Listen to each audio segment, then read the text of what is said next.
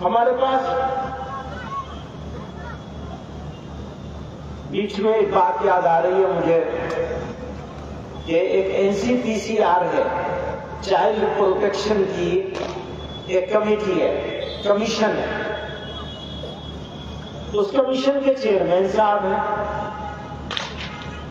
अब एक ये जिम्मेदार कमीशन है जो बच्चों के हुकूक के तहफ़्फ़ुज़ के लिए बनाया गया है, और उसके चेयरमैन साहब हैं। उन्होंने जब से चेयरमैन बने हैं तब से बच्चों के हुकूक के लिए तो कुछ नहीं किया। अलबत्ता इस्लाम, मुसलमान और मदारिस इस्लामिया वो उन्होंने उनको कब्ज में मुब्तला कर रखा है। पेट में तकलीफ है और दर्द भी ऐसा है कि उसकी मरोड़ उठती है उनको बेचारों को, और उस मरोड़ में वो अपनी बात भूलकर दूसरी बात करने लगते हैं। भैया बच्चों को देखो, मुल्क में बच्चों के साथ क्या क्या हो रहा है, किस तरह चाइल्ड लेबर में बच्चे लगे हुए हैं, किस तरह स्कूलों में मामला हो रहा है बच्चों के साथ। एक बच्चे को दूसरे बच्चे से मुसलमान होने की वजह से पिटवाया जाता है, चेयरमैन साहब को पता नहीं है। एक बच्चे को स्कूल का के प्रिंसिपल या टीचर दूसरे बच्चे से मुसलमान होने की वजह से उससे पिटवाती है, चेयरमैन साहब गायब है। और हमारे मदरसों से परेशानी है उनको, हमारे मदरसों से उनको परेशानी है। मैं उन्हें क्या कहूं, कहे क्या हूं मैं? सुनेगा कौन मेरी जाग दामाने का अफसाना।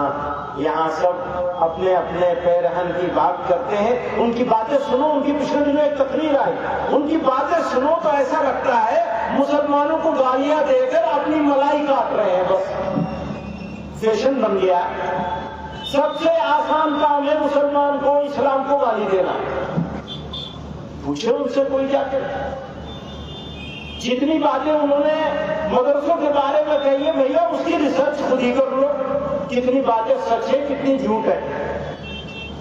आप जाते हैं अपनी काबिलियत को बखारते हैं, एक मजमे के अंदर तकरीर कर रहे हैं, आप NCPCR के चेयरमैन हैं, जरा देखिए कुछ तो शर्म कीजिए, एक तहकीक तो कर लीजिए कि क्या बात कर रहे हैं। मैं ये नहीं कहता हमारा सारा निजाम बिल्कुल ठीक है, हो सकता है कोई हमारे पास गलती भी होगी, जरूर होगी, और कोई गलती है तो उसे ठीक भी करने को तैयार है, हमेशा तैयार है ठीक करने को।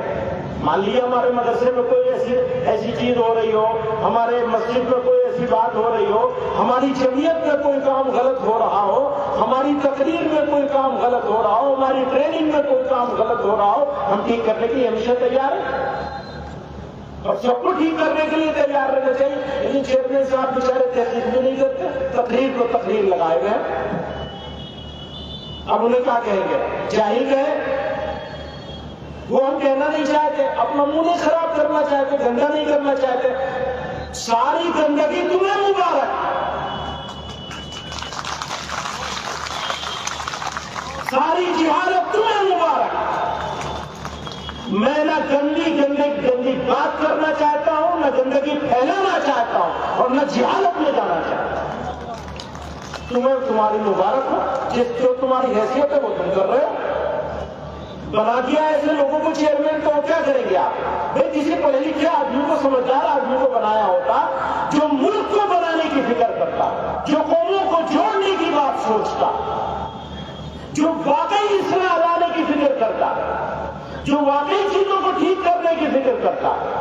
जब कोई वाकई ठीक करने की फिक्र करेगा तो वो स्कूल को भी देखेगा, कॉलेजों को भी देखेगा, सड़कों पर फिरने वाले बच्चों को भी देखेगा, भीख मांगने वाले बच्चों को भी देखेगा।